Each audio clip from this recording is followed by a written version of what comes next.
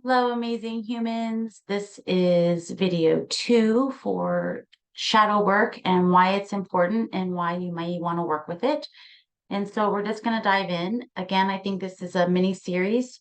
So, what I want to share today is many of us have spent so much time chasing the light, and we either find more darkness or we're really busy just pushing the darkness or the shadow down. Like we want to ignore it and not work with it or pretend like it's not there.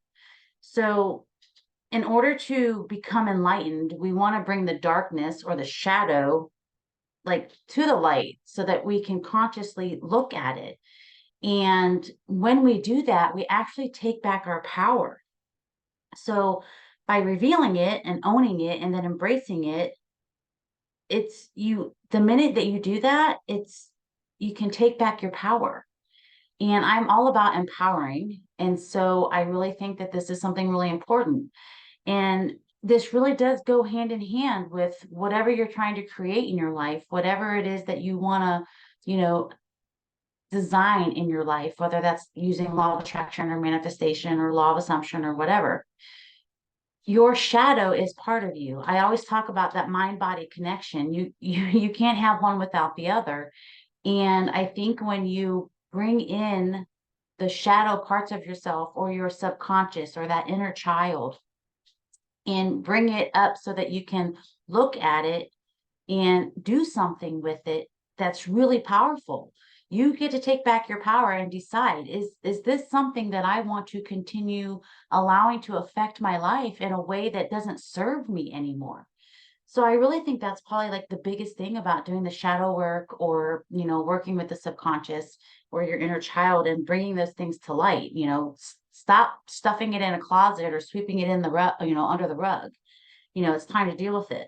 And so again, I'm going to reference The Dark Side of the Light Chasers by Debbie Ford.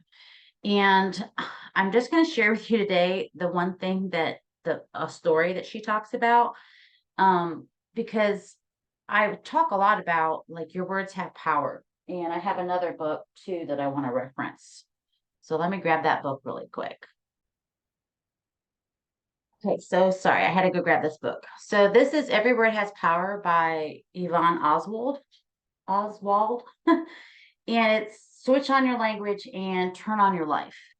And so I have found that when I was reading all of this stuff that there are certain words that trigger certain people. And so if I thought someone was being negative, I would correct them like, well, you shouldn't say that. And really what it was is it's a word or a feeling or something that triggers me. So something within me. And so taking responsibility for what's within you, it's not always fun, it's not always easy, but it is so worth it. So I was going to share this story. I bookmarked it.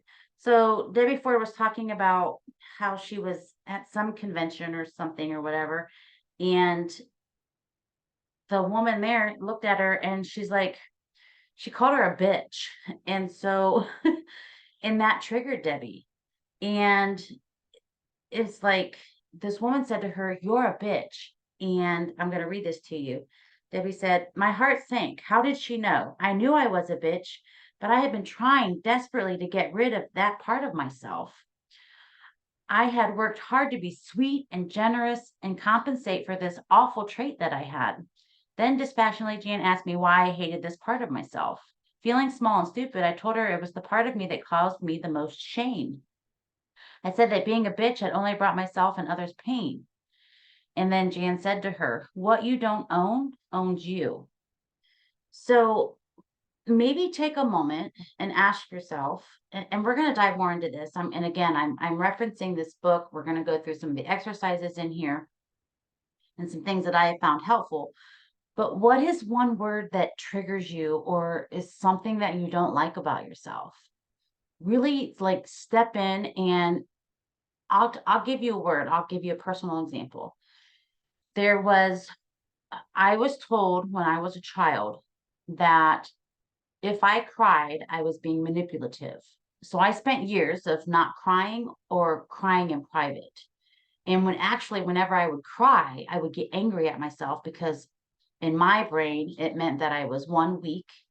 But the word that was most triggering for me was that if I cried, I was told I was being manipulative. So then I associated people who cried being either weak or manipulative. How does that serve me? How does that serve people I love? It doesn't. It really doesn't. And again, as you follow me, you'll see that I share some of my stories here about, having to overcome some of those things and really taking responsibility for knowing that it's okay to cry. Like, I actually look forward to crying now. I know, sounds strange, but if I want to release feelings or I haven't, and crying isn't always about being sad. I've cried when I'm happy, those tears of joy. So again, it's the words and how they're used and what their meaning is for us. And so if you choose one word today, and again, maybe it's you don't like being called a bitch. I shared yesterday that bossy used to be a word, and that, being bossy wasn't very nice. So, what is a word that you don't necessarily like, or that triggers you, or brings up certain feelings of guilt or shame, or you just don't like that aspect of yourself? And again, I would love if you shared it down in the comments. You don't have to if you don't want to. You could message me. I don't really know how that works as far as the messaging goes. So again, you guys, I'm still learning the whole techie recording and messages and all the things. So just bear with me. But I want you to share so that I can engage with you so that we can work through this and you can take back your power. I really want to empower you to live the life that you want to live. And so I think that's where I'll end it today. So this is video 2, but really taking responsibility for your shadow or the negative or that inner child or your subconscious, the things that come up or the things that you're resisting, taking responsibility, that is going to move you forward in having more of what you want. And I know that there are some people who are going to say, well, I don't have to do that because I use the law of attraction, or I use law of assumption, or I do this. If those things are working for you, that's great. But as human beings, we are here on a soulful journey. And you really, I think, would have greater momentum and greater awakening or enlightenment when you connect that mind, body, and spirit.